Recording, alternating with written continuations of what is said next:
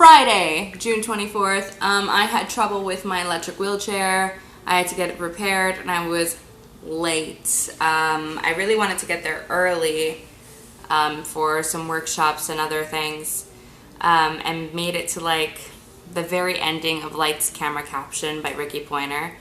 So I just kind of got to say hi, but I missed the whole workshop completely, which sucked. I did, however, get to attend mental health and mindfulness panel, where I got to learn about mindfulness as a way to ease episodes within mental illness.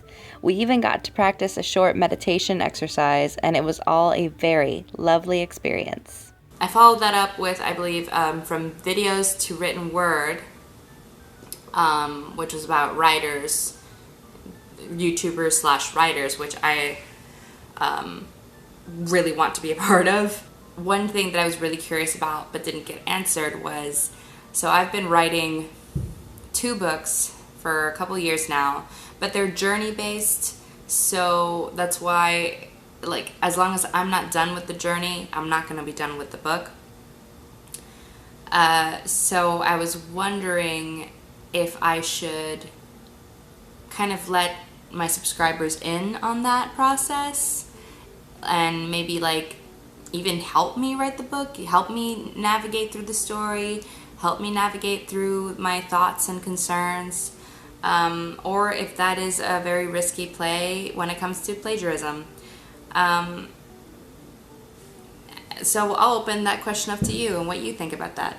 After that, I couldn't really catch a break. My fatigue was killing me, but I wanted to make it to some other panels, but had trouble getting to them because of the obstacles in my route.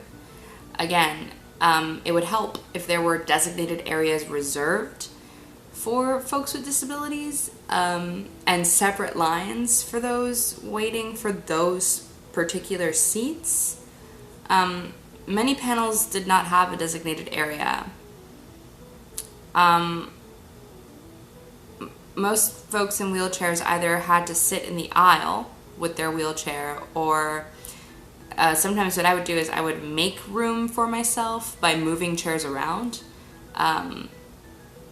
The outside concert area did not have a designated area, so I basically saw no stage, just butts. The footage that I have from Dodie earlier, I had to raise my hand all the way up to try and catch that. But if I was showing you my POV, it would be butts. Just butts. All butts. That day I spent some time checking out the exhibits and having conversations with people in the hallways. Then we had the creator track party on the 2nd floor, and so I met more amazing creators. I got some free wine, and followed by my usual Jack and Coke. Shot a quick interview collab and had wonderful conversations. It was a good time. Then at 8 p.m. we had the FemTube meetup. And there I got to chat with other amazing creators. Again, relayed more stories about accessibility issues. How registration day, the signs had us travel all around the building, and I asked a volunteer where I should go to register. I am visibly in a wheelchair, and they told me to follow the signs. When I did, I traveled an exhausting distance to find a staircase. No ramp, no lift, and it was humiliating.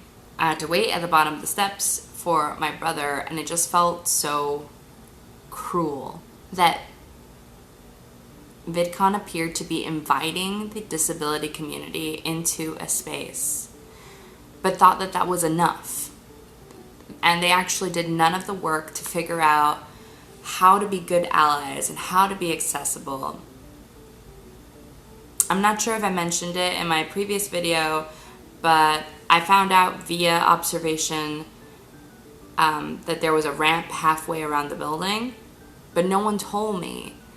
There were no signs. There should have been one that read accessible registration entrance, perhaps.